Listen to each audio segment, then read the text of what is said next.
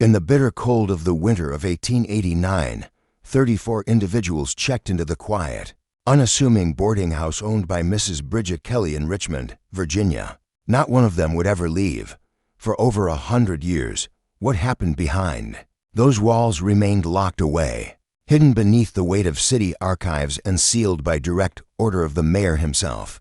The Methodist Church on Clay Street begged for the files to be destroyed. Altogether, days after the investigation began, the police chief stepped down with no explanation. What was uncovered beneath that house shattered every belief that the good people of Richmond held dear. It went beyond evil, it challenged the very core of their faith. Tonight, I'll reveal the horrifying truth of what Mrs. Kelly did to those 34 lost souls. But a word of warning, this tale isn't for the faint-hearted.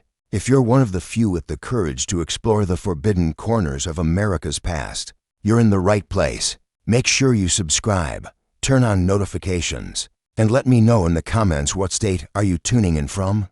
Are you prepared to join those who know what others refuse to believe? Our journey begins in the fall of 1888, in a city still healing from its past. Richmond, once the capital of the Confederacy, was rebuilding itself after decades of devastation.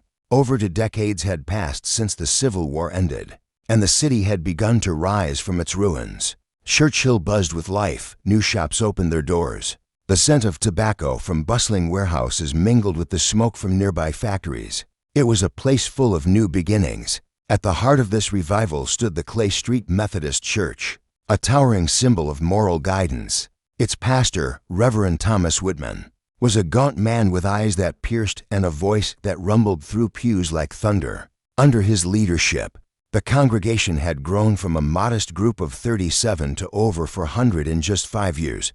The church was known for its charitable spirit, temperance gatherings, and commitment to spiritual purity in increasingly uncertain times. It was Reverend Whitman himself who recommended Mrs. Bridget Kelly when the congregation began seeking a respectable, God-fearing lodging house for visiting clergy, missionaries, and devout travelers. Mrs. Kelly, a widow of Irish origin, with stern features and silver hair pulled tightly into a bun, came to the Reverend with a proposition that seemed almost divinely ordained. "Reverend," she said in a voice touched with the lilt of her homeland, softened by years in Virginia, "I've come into possession of my late husband's home on Marshall Street. It's a large, solid house with 12 bedrooms. I'd like to offer it as a Christian refuge, a place where pious folks can find peace without the temptations of the world." The property, located at 1247 Marshall Street, was no ordinary home. Built in the 1850s by a wealthy tobacco trader who later fled north during the war, it was a grand 3-story structure with tall windows, detailed wood trim, and a broad wraparound porch that radiated elegance. The basement had been converted into a kitchen and storage area with stone walls, perfect for keeping provisions cool in the summer and warm in the winter. Mrs. Kelly's background inspired confidence. She had spent 15 years serving as housekeeper for an Episcopal rector in Lynchburg, attended services regularly, donated to the needy, and knew Scripture as if she'd studied it professionally. Her personal sorrows, the loss of her husband, Patrick, to illness, and her only son, Michael, in a railway accident, seemed only to have deepened her piety and her devotion to service. The Methodist community welcomed her with warmth. Women from the church brought baked goods and hand-stitched quilts. The men's group helped her move in and repair the house. Reverend Whitman even held a blessing ceremony in the house, blessing each room with holy water while Mrs. Kelly followed closely, head bowed in silent prayer. "Let this house be a haven for your servants, Lord," he said in the parlor. "Let it offer comfort to the weary and hope to the lost." Mrs. Kelly's whispered amen brought tears to her eyes. The first lodgers arrived in November. Brother Jonathan Pierce, a traveling preacher from the Blue Ridge recovering from pneumonia, was among them. So was Sarah Henderson, a missionary's widow returning from China, and Thomas Bright, a gospel singer passing through for performances. Each of them spoke glowingly of Mrs. Kelly's care. Her meals were hearty, her rooms immaculate, and her nightly readings of Scripture left them comforted and calm. Mrs. Kelly had a way of knowing what each guest needed. She appeared with warm tea when they were ill, more blankets when the cold crept in, and offered kind, scripture-filled counsel when spirits were low. She's like a mother to us. Brother Pierce wrote in a letter to his wife, God has blessed us with a true woman of faith. By the time Christmas of 1888 arrived, word had spread. Ministers and missionaries across Virginia began requesting her house by name. Evangelists made it their routine stop, devout families visiting Richmond for business or treatment sought her out. Her home was never empty. More than that, her guests came to rely on her deeply. She remembered their favorite meals, their worries, their burdens. She prayed with them, comforted them, and guided them like a shepherdess tending her flock. And yet, something unusual lingered beneath all that warmth. Guests never wanted to leave, not just because of the comfort or kindness, but because they felt tethered to the house in an almost unnatural way. There's a peace here I can't describe, wrote Elizabeth Hartwell, a church organist from Norfolk who had been staying for over 2 months. It's as if heaven itself resides within these walls. I dread the idea of going home. Mrs. Kelly would simply smile and gently pat their hand. This is your home now, child, she would say. Stay as long as you like. They stayed just as she had promised they would, through the bitter cold of the 1889 winter, into the blooming spring, and then the long, stifling summer. The guests who had only intended a brief stay at Mrs. Bridget Kelly's Richmond boarding house began to linger. Days stretched into weeks, and then into months. Letters home became rare. Conversations about obligations outside the house dwindled. It was as though everything one could want existed within those walls. To the devout Methodist community, it was nothing short of a miracle, a testament to Mrs. Kelly's divine hospitality. Reverend Whitman praised her from the pulpit, calling her a shining example of Christian service. Women from the church started a quilting group to provide her with extra bedding. The men's fellowship brought furniture, repaired creaky staircases, and painted shutters. No one found it odd that her guests lost interest in their former lives. No one asked why their families stopped receiving mail, and when relatives showed up, only to be told their loved ones were too ill or too immersed in spiritual reflection. For visitors, they accepted it without suspicion. In those days, Christian compassion was prized above inquisitiveness. Respect for personal space was considered virtuous, and the reputation of a faithful, God-fearing widow like Mrs. Kelly went unquestioned. That blind trust would come at a terrible cost. Everything began to unravel on a frigid January morning. Dorothy Ashford, a quiet church organist from Petersburg, had been living at the boarding house for almost 2 months. Her sister, Emma Ashford, a resolute schoolteacher in Richmond, had grown increasingly anxious over Dorothy's silence. Emma had attempted multiple visits, each time turned away by Mrs. Kelly with a new excuse. She's fasting and praying, Mrs. Kelly had explained during Emma's first visit in early January. She's seeking God's guidance. A week later, the story changed. She's taken ill, a dreadful cough. The doctor insists on complete isolation. The 3rd week brought yet another story. She's helping me prepare for the church revival. She's very devoted, you understand. But on January 28th, Emma had had enough. She arrived just after sunrise, hoping to catch Mrs. Kelly off guard. The door opened to reveal the older woman in a nightgown, her silver hair loose and her eyes sharp despite the hour. This is highly improper, Mrs. Kelly said with a thickened Irish lilt. Christian women do not appear on doorsteps at dawn, and they don't hide sisters from each other either, Emma replied, brushing past her into the dim hallway. I'm not leaving without seeing Dorothy. The house was unnaturally quiet. No clinking dishes, no footsteps overhead, no rustling paper or shifting floorboards. It was as though the building itself was holding its breath. Emma turned toward the stairs. She's on the 3rd floor. You told me that last week. Before she could take another step, Mrs. Kelly grabbed her wrist with startling force. You can't go up there. The guests are sleeping. It's improper. They stood frozen, Emma caught in the older woman's iron grip, their eyes locked, in a silent battle of wills. Then Emma broke free and bolted up the stairs, shouting her sister's name. The 2nd floor was lined with doors, all closed and eerily silent. She knocked, called out, but received no reply. The air was stale, laced with a sickly sweet smell that turned her stomach. Mrs. Kelly's footsteps echoed behind her, slow, deliberate. "Mrs. Ashford," she called, her tone stripped of all warmth.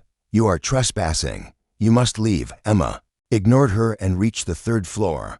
The scent was overpowering now, one door after another. She tried each handle, all locked. "Dorothy," she cried. "Dorothy, it's Emma." Then she heard it, a faint, broken sound, not quite a voice, a wet moan, or perhaps a whisper. She pressed her ear to the door, listening. Again came the sound, soft and rhythmic, like someone struggling to speak, but unable to. Mrs. Kelly appeared at the top of the stairs, now holding a small brown bottle sealed with a cork. "You have to go," she said. Her voice was calm, emotionless. "You must never come back." Emma backed away from the door, staring at the bottle. "What have you done to her?" she demanded. "She's at peace," Mrs. Kelly replied. "She's found the rest she sought, just as they all have." That one word they sent a chill through Emma. She thought of all the names Mrs. Kelly had mentioned over the months. Guests who had extended their stays indefinitely. Guests who had stopped writing. Guests no one had seen again. "You're mad," Emma whispered. The older woman smiled, and something in her expression shifted. Gone was the gentle church matron. What remained was cold, emotionless, and terrifying. "I'm faithful," she said. "I give them what they truly desire. Peace in the Lord's arms. No more suffering, no more burdens, just everlasting rest." Emma fled. She ran down the stairs, out the door, into the icy morning. Her legs carried her 6 blocks to the police station, where she burst inside. Breathless and wild-eyed, she poured out her story to Sergeant O'Brien, a burly man with a skeptical frown. He knew Mrs. Kelly. Everyone did. She brought biscuits at Christmas, sang hymns at funerals. Now, he said condescendingly, "I'm sure there's an explanation. Maybe your sister just needs some time." People get overwhelmed, but Emma refused to give up. Her words were frantic, but her descriptions were vivid and disturbing. After nearly an hour, O'Brien reluctantly agreed to accompany her back to the house. Mrs. Kelly was waiting on the porch, dressed in her usual black dress and crisp white apron. She welcomed them with a warm smile and a tray of tea and cookies. "Officer," she said sweetly, "what a lovely surprise, though I fear Mrs. Ashford is quite unwell, so distressed." Emma tried to speak, but Mrs. Kelly pressed on. "Dorothy left early this morning," she said. "An urgent matter at her church in Petersburg. She didn't have time to say goodbye, but she sends her love. She'll write soon." The sergeant nodded, clearly relieved. "There, you see, nothing strange. She's lying," Emma cried. "I heard my sister. She was locked upstairs." Mrs. Kelly's expression softened into feigned pity. "Oh, my dear child, all of my rooms are unoccupied right now. Would you like to look?"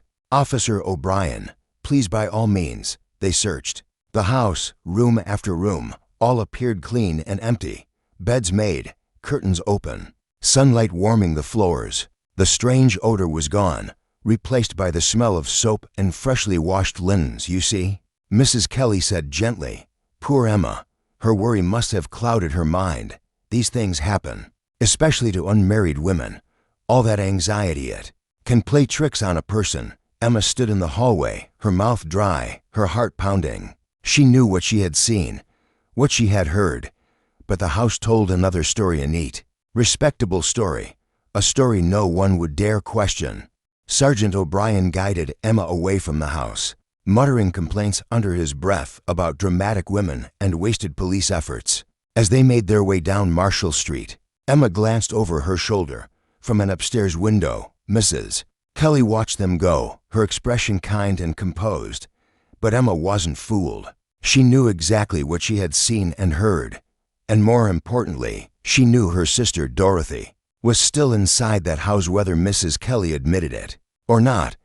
The only question that remained now was, what would Emma do about it? At first, Emma Ashford's claims were dismissed easily enough. Another unmarried woman letting her imagination get the better of her. Another mistaken assumption leading to unnecessary police involvement. A false alarm. The case should have ended there, but Emma was not a woman who surrendered easily. Her refusal to be silenced began to stir up uncomfortable recollections. Within Richmond's Methodist circle, Sarah Patterson, whose brother-in-law had been living at Mrs. Kelly's for months, mentioned over dinner that she hadn't heard from Charles in nearly 2 months. "He writes every week without fail," she murmured distractedly while stirring her soup. "Something's not right." Meanwhile, Reverend Whitman started recalling the numerous religious workers who had boarded at Mrs. Kelly's place throughout the past year. How many of them had suddenly stopped writing? How many had failed to show up for their next assignments, leaving entire congregations and missionary societies confused and worried? The more he thought about it, the more disturbed he became. There was Brother Pierce, the traveling preacher who was supposedly recovering from pneumonia, but never returned to his preaching route. His wife in Roanoke had sent letter after letter to the Richmond church, desperate for information. Then there was Mrs. Henderson, a missionary widow who'd missed her journey to Baltimore. And Thomas Bright, a well-known gospel singer, never turned up for his performance in Norfolk. At the time, each disappearance had an excuse. People changed plans all the time, in a world where communication was unreliable and slow, and people moved frequently. It wasn't strange for someone to simply vanish from one community and reappear elsewhere. But viewed together, these disappearances painted a deeply troubling picture, one that became impossible to ignore for those paying close attention. Dr. Marcus Webb, a respected local physician who served many of the area's churches, had been seeing guests from Mrs. Kelly's boarding house for several months. They all came to him complaining of the same symptoms: foggy thinking, constant exhaustion, vivid and unsettling dreams. He had initially attributed these problems to the stresses of travel and unfamiliar surroundings. Rest and fresh air, along with a few restorative tonics, had been his standard remedy. But as more guests from the same house reported identical symptoms, a darker explanation began to form in his mind. These were signs he recognized: symptoms consistent with mild but chronic poisoning. Not enough to be fatal, but enough to keep a person in a compliant, confused state. A drug like laudanum, perhaps administered in small doses over time. It could keep a person subdued for months, even longer. But why? What would Mrs. Kelly gain from drugging her guests? The horrifying answer, Dr. Webb realized, was quite simple: money. Every guest paid their rent in advance, along with fees for meals, cleaning, and various extras. That could mean $8 to $10 each week, a significant amount in 1889, especially when multiplied across several long-term guests. If Mrs. Kelly could keep them alive, but incapable of making decisions, communicating, or leaving, she could continue collecting payments indefinitely. She could forge their signatures, reply to family letters, and gradually assume control of their finances and possessions. The scheme only worked with the right type of guest: people who traveled alone, who didn't have close family nearby, who might not be immediately missed. Ministers, missionaries, and other religious workers were perfect for this.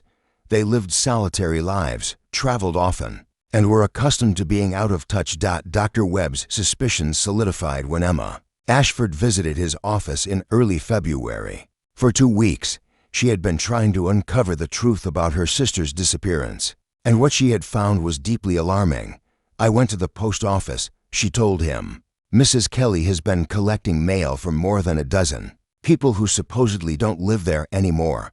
Letters from banks, lawyers, families. She's been signing their names, pulling money from their accounts, and selling their things." Emma also discovered that Mrs. Kelly had been in correspondence with churches and mission groups throughout Virginia, North Carolina, and Tennessee, seeking out exactly the kind of isolated travelers she could lure in. "She's targeting them," Emma said, her voice trembling, like a spider drawing prey into its web.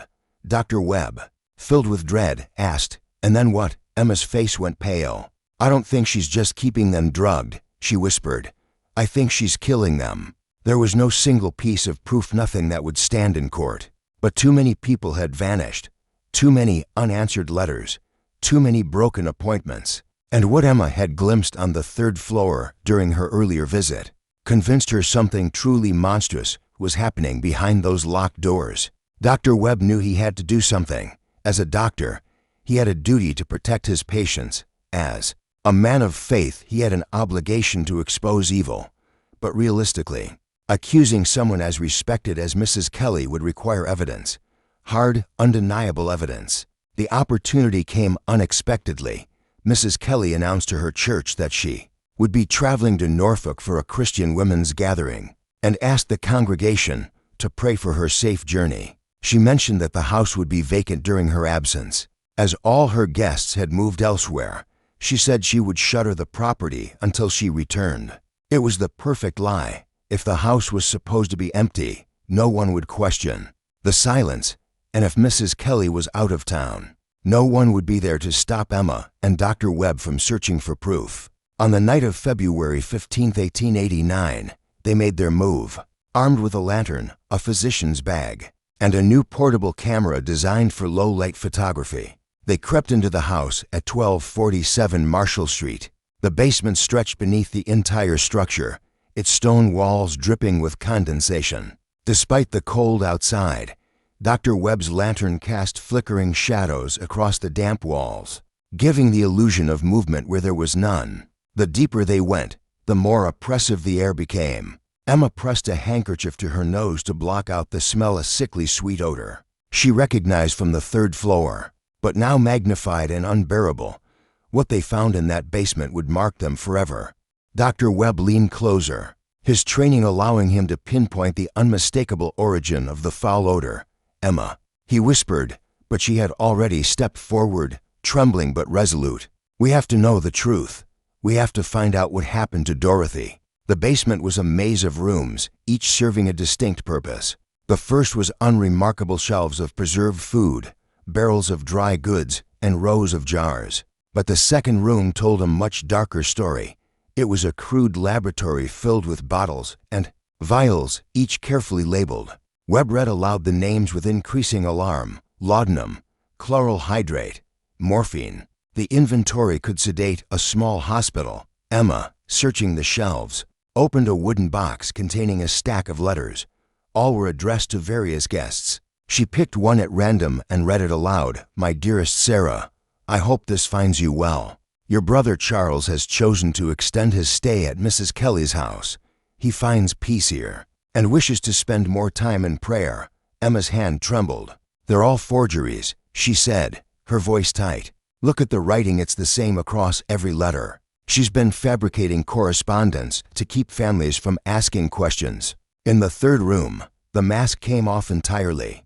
Financial records covered an old desk, and each page detailed theft bank drafts signed with forged names, valuables sold off, insurance claims made after reporting her victims deceased. She had drained them dry before disposing of them, but the fourth chamber chilled them to the core. It was no longer a basement, it was a morgue. Several wooden tables were lined with surgical instruments. Along the far wall, large metal coffins sat in eerie silence. They were lined with zinc, airtight. Dr. Webb opened one. The body inside belonged to a middle-aged man. His features were calm, untouched by decay, preserved with exacting care. "She's embalming them," he murmured, stunned. Emma, opening the next coffin, gasped. It was a woman, carefully dressed, her brown hair arranged, hands folded gently over her chest. "This isn't Dorothy," Emma whispered, her voice breaking, "but that's her dress. She's been posing them like dolls." They uncovered 14 bodies in total. Some were fresh, others waxy and translucent, like sacred effigies. Each had a name tag listing their arrival and death. The pattern was unmistakable. Mrs. Kelly spaced the murders weeks or months apart, waiting until each guest's financial value had been squeezed dry. Dr. Webb's inspection confirmed their deaths came by slow poisoning, tiny amounts of toxins administered over time until their bodies simply gave out. It was methodical, calculated, and nearly painless, but it was murder just the same. Emma stared in horror. She's been choosing who lives and who dies, creating her own twisted church, dressing the dead like saints. But the most terrifying discovery was still ahead. In the far corner, hidden behind a wooden door, was a fifth room, unlike the others. This one was warm and homelike. A bed, a rocking chair, and books lined the shelves. And in that bed, barely conscious, lay Dorothy. Her breathing was shallow, her expression vacant. She had been cleaned, dressed in white, her hair neatly arranged. Her hands folded, posed like the corpses next door. Emma rushed forward. "Dorothy," she choked, tears rising. "Can you hear me?" Dorothy's eyes found Emma's face, recognition flickering weakly. Her lips moved. "Emma, is it really you, or just another dream?" Dr. Webb examined her quickly. "She's been heavily sedated," he said, "but she's alive. If we act fast, she'll recover." As they lifted her, Emma noticed a placard on the bedside table. It bore Dorothy's name: arrived December 3, 1888, departed March 1, 1889, 2 weeks from now. Mrs. Kelly had planned her sister's death down to the day. Emma's skin went cold. She was keeping her alive just long enough to finish looting her estate. "We have to contact the authorities," Dr. Webb said, supporting Dorothy. "We need to leave now before she gets back." But then, a sound froze them and placed the unmistakable creak of the front door. Opening, footsteps, slow, measured. Mrs. Kelly was home, and she knew. Her steps moved across the floor above, deliberate and patient. She wasn't panicking. She was stalking. Dr. Webb quickly extinguished his lantern. Darkness swallowed them whole. Emma clutched Dorothy, who could barely stand. The silence stretched, broken only by the sound of their own breath and the rasp of Dorothy's shallow inhalations. Then they heard her voice. She was humming, "Nearer, my God, to thee." The hymn floated down the basement steps like a lullaby from a funeral. "I know you're down there," she called gently. "Dr. Webb, Miss Ashford, I saw your footprints. I was hoping we could settle this in a more civil manner." The basement door creaked open, and a sliver of warm light pierced the darkness. Her shadow stretched long and monstrous against the far wall. "You've seen what I've done," she said, her tone proud. 34 souls at rest, 34 spirits freed from pain and doubt. I gave them peace, true peace, in the arms of Jesus. Dr. Webb motioned for Emma to guide Dorothy toward the back stairs that led to the outside. They might escape if they could get there quietly, but Dorothy's feet dragged, her body too weak. Every step echoed like thunder against the stone floor. Mrs. Kelly's humming stopped. Now, she said, voice turning firm and motherly. "Let's not make this harder than it has to be. You of all people, Doctor, must see the mercy in what I've done. No more fear, no more sorrow, just peace. Eternal peace." Emma and Dr. Webb pressed on, each step a risk, each breath a prayer. Behind them, the hymn resumed, slower now, a dirge, a warning. They had uncovered her secrets. Now they had to survive them. Peace settled uneasily in the air as Emma stepped onto the stairs, her trembling hand holding the lantern aloft. The flickering flame threw erratic shadows across the stone walls. For the briefest second, the light caught Mrs. Kelly's face, and the mask of kindness she wore in public had slipped entirely. What Emma saw now was something far colder, far more terrifying. The eyes were sharp, unblinking. The gentle smile was replaced by the frozen grin of a woman fully lost to her own madness. "You know," Mrs. Kelly's voice floated from below, disturbingly calm and serene, "I found something truly extraordinary my first year in Richmond. These preachers, missionaries, aging worshipers, they all yearn for the same thing. They want to be cherished. They want peace, to feel like they finally belong. I merely gave them that." Emma and Dr. Webb hurried to the farthest chamber, Dorothy stumbling behind them. Too weak to continue, she slid down against the damp stone wall, her breathing shallow and erratic. Emma's heart dropped. Dorothy was slipping deeper into whatever stupor Mrs. Kelly had inflicted upon her. The drugs, the ones administered over who knows how long, were surging through her bloodstream under the pressure of their escape. "She needs urgent care," Dr. Webb whispered urgently. "If we don't get her help," but he didn't finish. They both knew the rest. Dorothy was dying.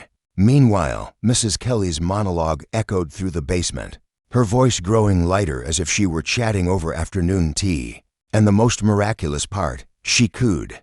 Her voice now drifting from the main chamber, was how grateful they all were, even as they began to truly understand what was happening. They thanked me. They recognized that I was gifting them release, freedom from this cruel world. Emma flinched as the sound of bottles clinking reached them. Mrs. Kelly was rearranging her poisons, straightening papers, reordering the carefully documented evidence of her crimes. Naturally, she continued, I couldn't bear to see them suffer. The Lord provided for them. He ensured they were warm and safe, and oh, the things they dream. Visions of golden skies, lost loved ones reaching out to them, hymns carried on angelic winds. It was beautiful. Dr. Webb moved quickly to the cellar door, tugging and testing. But the heavy iron bar on the outside made it immovable. They were sealed and trapped with a woman who had methodically killed 34 innocent people, and who clearly intended to make them the next names on her ledger. Dr. Webb, came Mrs. Kelly's voice, smooth and lilting, drawing closer now. I imagine you're curious about the techniques. As a man of science, surely you appreciate the intricacies. Every soul was different. Each required a unique approach. The dosage had to be exact. Too little, and they'd wake up confused. Too much, and they'd die before I could prepare them. Emma's eyes darted wildly around the chamber. The tiny basement windows were too narrow to escape through, and the stone walls offered no help. The only possible exit was the staircase, now blocked by the woman whose voice was approaching inch by inch. I kept excellent records. Mrs. Kelly went on, her steps echoing louder. Every vision they had, their final confessions, their financial gifts to the ministry. This, her voice rose with pride, this is my divine purpose. I shepherd God's forgotten lambs into their eternal rest. The lamp's glow crept closer. Emma saw Dorothy's lips, pale and turning blue. Her breath came in ragged spurts, her body convulsing softly.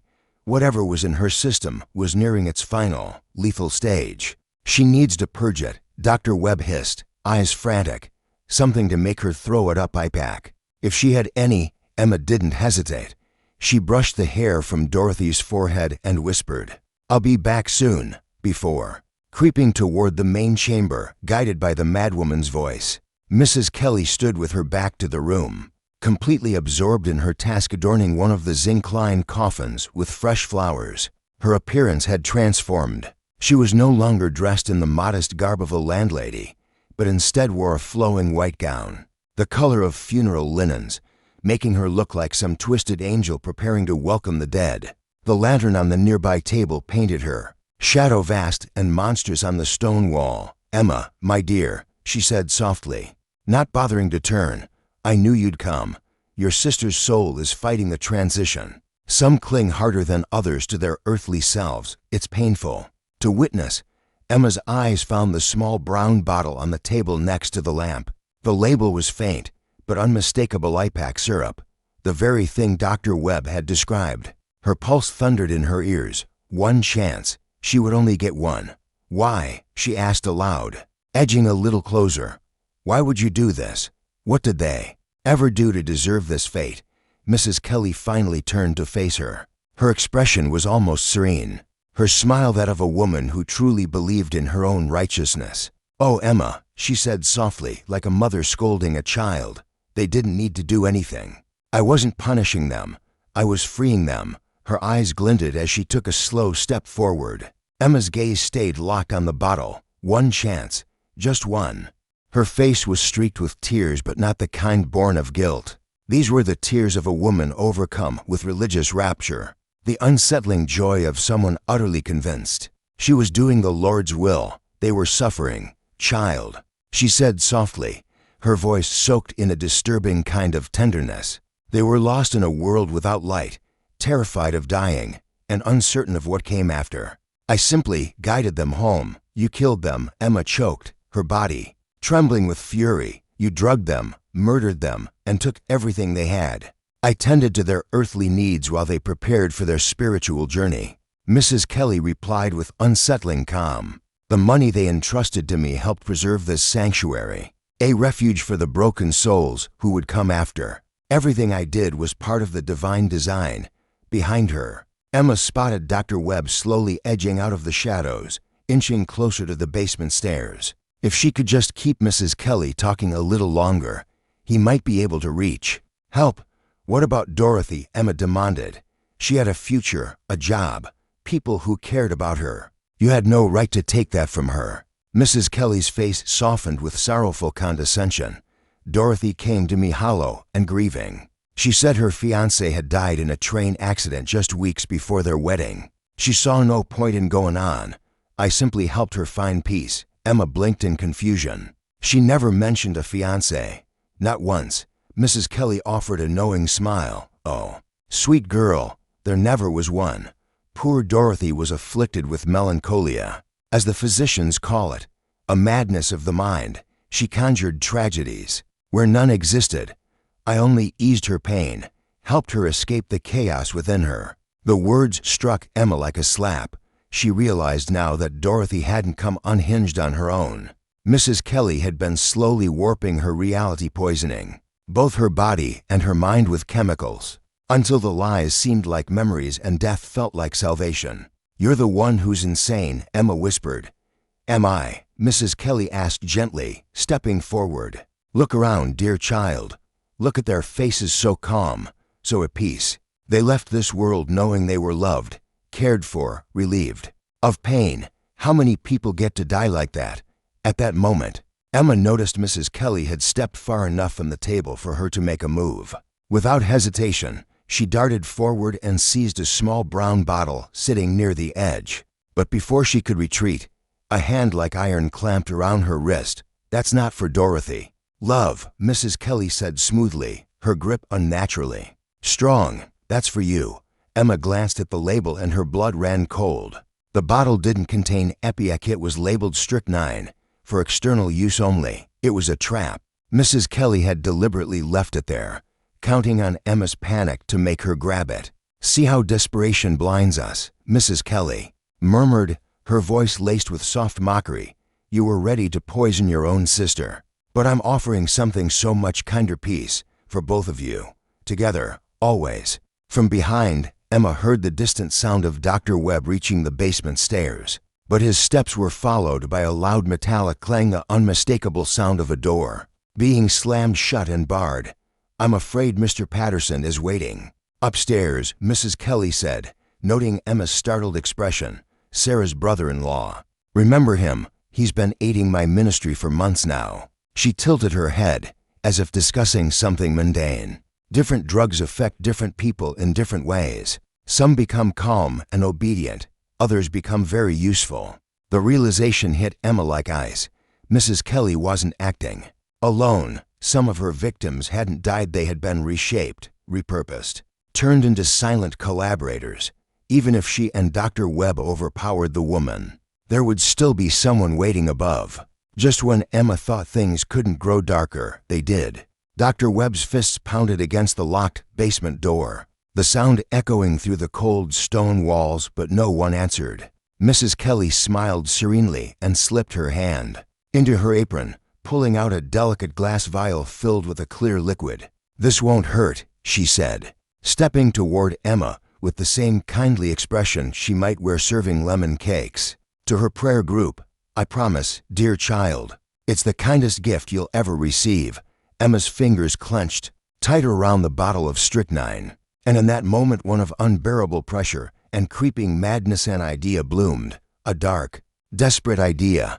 If Mrs. Kelly wanted her to drink poison, maybe she could use that desire against her. Wait, Emma said, backing away, her voice strained but steady. If you're going to kill me, you owe me the truth. Tell me how this began. I want to understand why you did it. Mrs. Kelly hesitated. The vial remained in her hand, but her expression shifted. Emma recognized it at once, that yearning need to be understood, to be seen as righteous, even in horror. She was buying time, and she prayed it would be enough. She was admired for her grotesque artistry. That same twisted devotion had driven her to preserve her victims' bodies, positioning them like holy statues, documenting their so-called spiritual journeys with meticulous care. You really want to know? Mrs. Kelly asked, her voice softening, as if the thought of sharing brought her joy. I do, Emma replied, lying through her teeth. I want to understand why you believe this is God's will. Mrs. Kelly set a small glass vial gently on the table and clasped her hands, her eyes drifting into a far-off stare. It started with my Patrick, she said dreamily, my beloved husband, wasting away from consumption in that dreadful hospital in Lynchburg.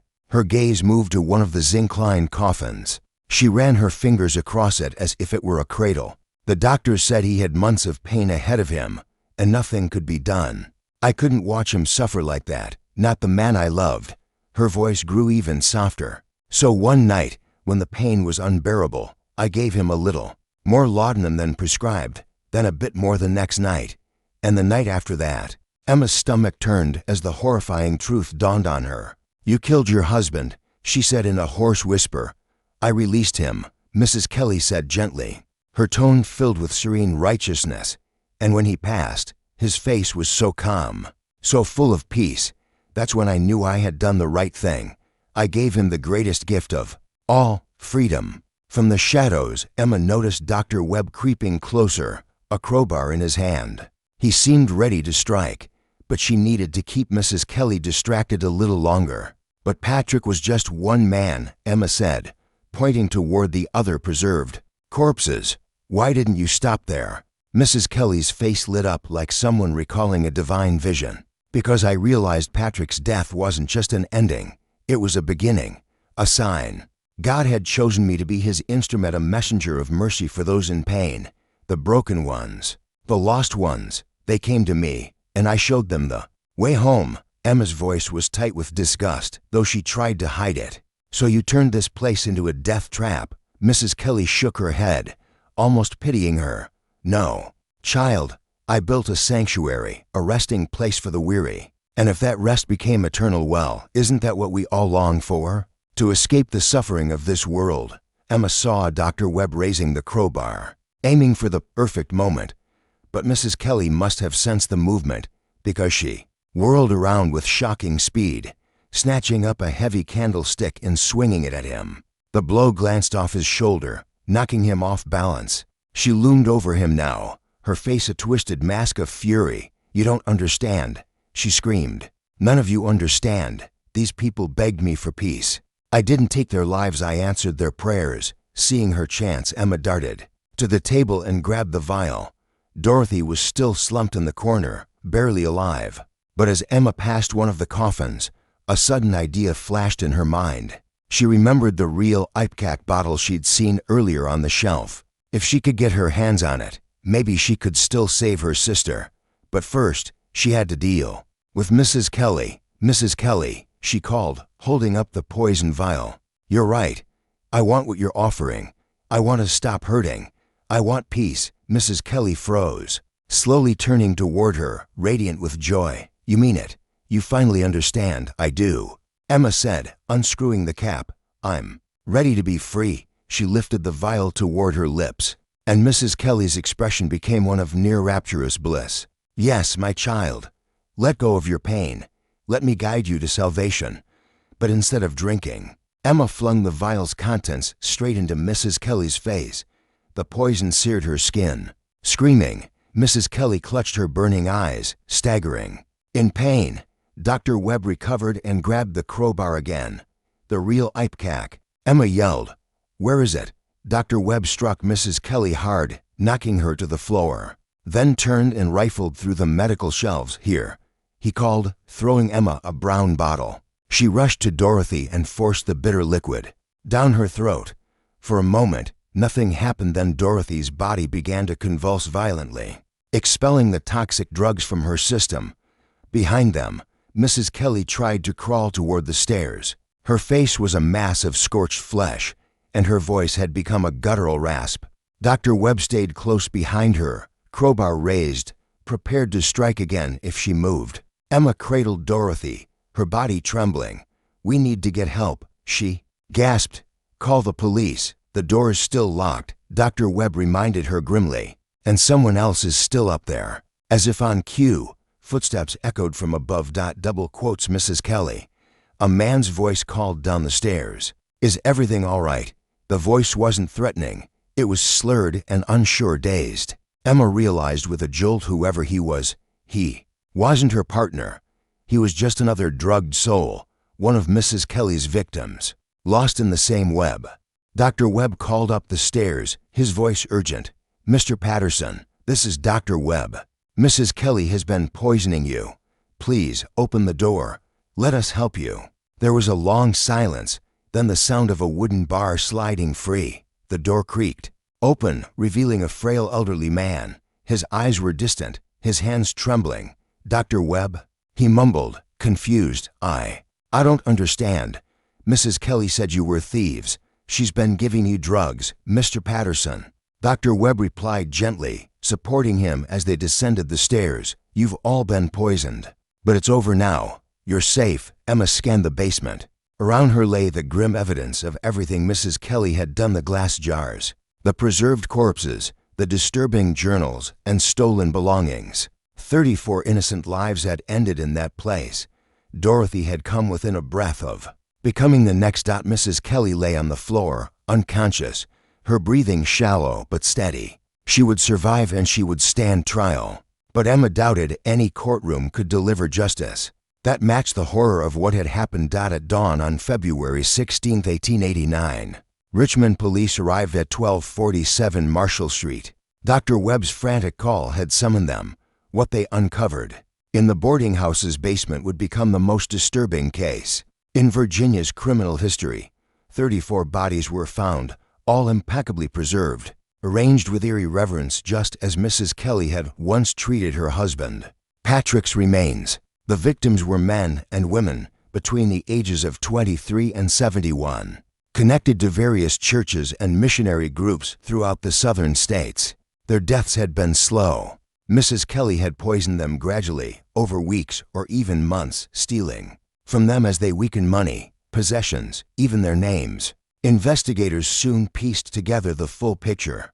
Mrs. Kelly had written regularly to religious institutions across Virginia, Tennessee, and North Carolina, seeking vulnerable ministers, missionaries, and aid workers. She offered kindness and shelter. In return, she drained their lives away. Her financial documents detailed nearly $47,000 in stolen assets, of fortune in that era, easily worth close to $1 million today. She had faked documents, submitted fraudulent insurance claims, and collected benefits on people still alive, drugged, and fading in the rooms below her house. Dr. Webb's autopsies revealed that many victims had been kept alive for as long as possible, heavily sedated, but unable to act. Some suffered for more than a year before their organs gave out. Mrs. Kelly had been experimenting with drugs, adjusting doses with terrifying precision. The revelations devastated Virginia's religious communities.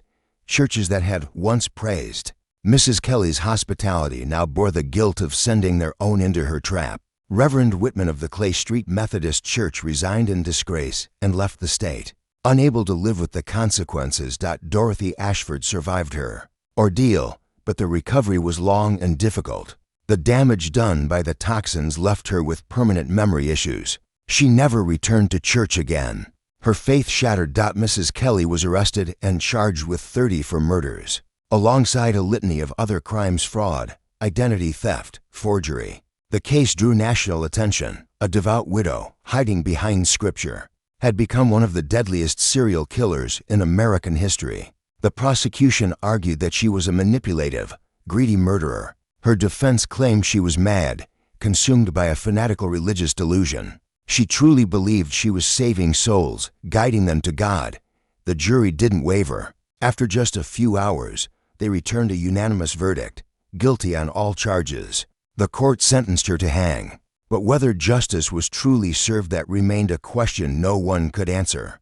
She never lived to face the gallows. On the eve of her scheduled execution, she was discovered lifeless in her prison cell, having apparently stashed away enough strychnine from her final attack on Emma to take her own life. Clutched in her frail hand was a torn scrap of paper bearing her last words: "I go now to join my children in paradise." The house at 1247 Marshall Street was razed shortly thereafter, its foundation reduced to dust by order of the city council. For more than 5 decades, the lot sat empty, its silence a ghostly echo of the horrors that had occurred there. In 1941, the Methodist Church acquired the site and transformed it into a memorial garden, planting 34 white roses to honor each of Mrs. Kelly's victims.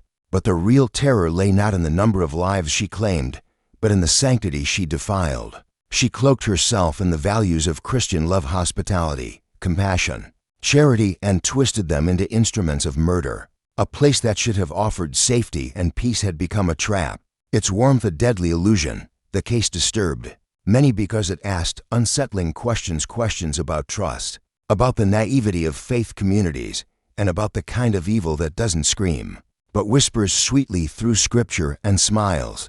It showed how religious conviction could be weaponized, how kindness could be manipulated, and how the desire to serve others could make people blind to even the most glaring red flags. What the investigation uncovered was a painful truth. Those who became her prey were often already isolated itinerant preachers, aging missionaries, solitary church workers with no family, no one to check on them, no anchor outside their calling. Their commitment to service left them vulnerable to someone who knew how to exploit that very virtue. In the years following her death, more cases with eerie similarities emerged in other parts of the country. The revelations sparked legislative change. Background checks became mandatory for those running boarding houses, especially those tied to religious organizations. Financial accountability measures were tightened, and the Methodist Church in Richmond set new standards for recommending accommodations to traveling clergy. Other denominations soon adopted similar guidelines. That an era had ended, an era when trust within the Christian community was a given. In its place came a more vigilant and discerning spirit, one that understood the danger of blind faith in anyone who claimed to act in God's name. Emma Ashford, once a private figure, found herself in the spotlight after the trial. Journalists and media outlets hounded her for interviews, hungry for her chilling story. But fame brought her no peace. What she had seen in that basement never left her. It followed her, a shadow on every bright day, and she often questioned how many others like Mrs. Kelly might still be hiding in plain sight. Using scripture as a mask, turning belief into bait, Dr. Webb returned to his medical practice but carried a mission with him. He became a staunch advocate for tighter regulation of residential care facilities and stricter controls on toxic substances.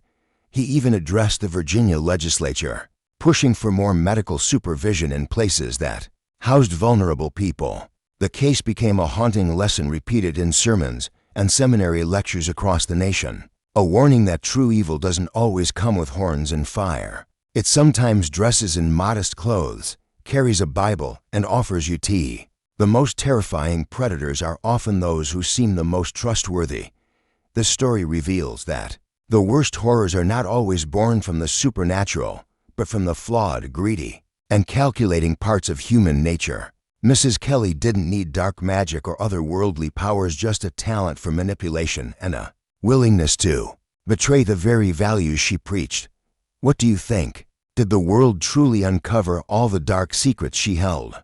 Or did some vanish with her into the grave? Sometimes reality is more chilling than anything we can imagine, because it exposes how thin the boundary can be between devotion and delusion, generosity and deceit.